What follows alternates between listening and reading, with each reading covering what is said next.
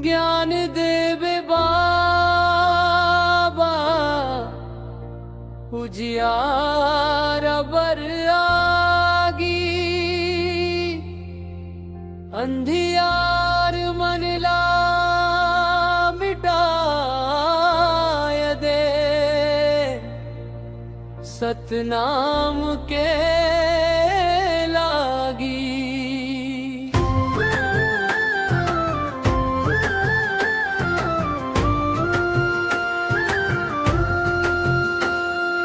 जिंदगी के रास्ता माँ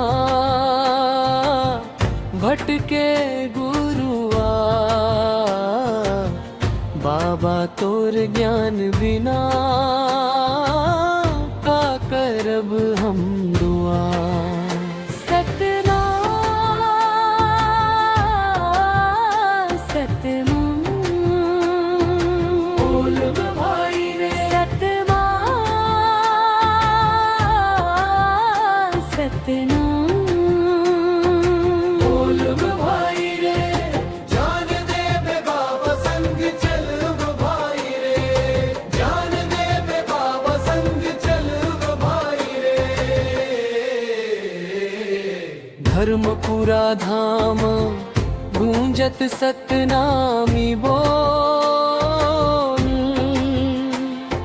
सत्य अहिंसा करुणा के सुनव पवित्र तो। बाबा के उपदेश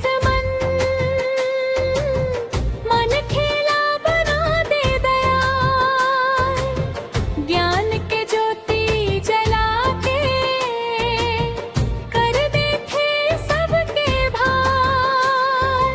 जैसे सूरज अंधियार ला भगाए, तैसने बाबा ज्ञान के दीप जलाए, भटके मन के जग जाए, सत्य के रास्ता अपनाए।